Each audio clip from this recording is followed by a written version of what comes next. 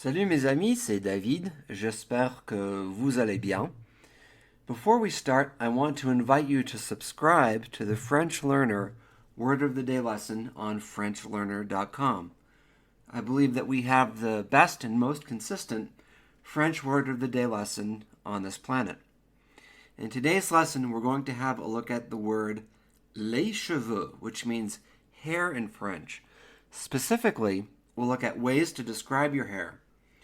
We'll also have a quick look at the confusing cheveux versus chevaux towards the end of the lesson. Word origin. According to Wiktionary, the French word cheveux comes from capillus in Latin.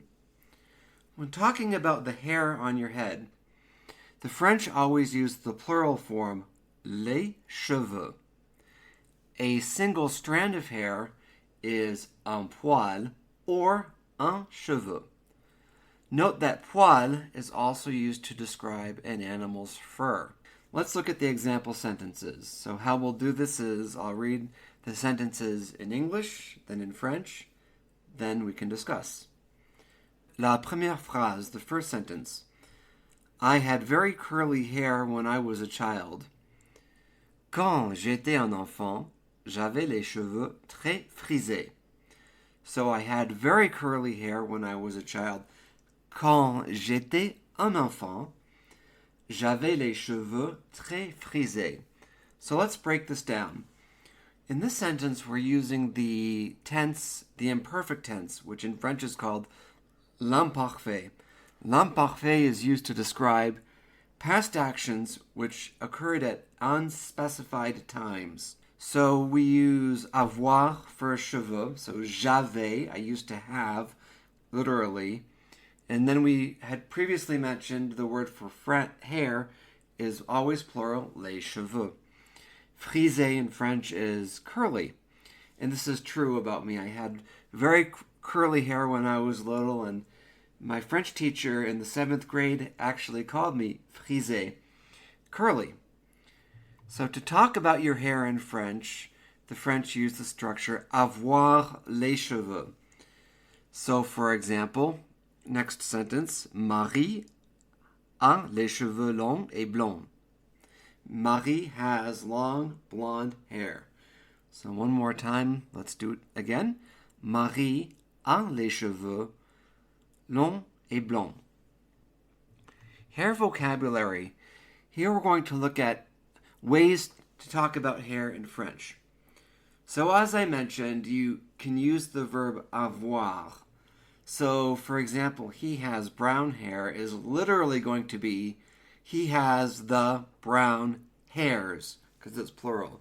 So il a les cheveux bruns. So now let's look at some more colors. Les cheveux noirs, black hair. Les cheveux noirs. Red hair, les cheveux roux. Les cheveux roux. So each one of these colors or adjectives is in the plural. Les cheveux gris, gray hair. Les cheveux gris. Long hair, les cheveux longs. So this is tricky. Les cheveux longs. Straight hair, les cheveux lisses. Les cheveux lisses. Short hair, les cheveux courts. Les cheveux courts. Curly or wavy hair, les cheveux bouclés.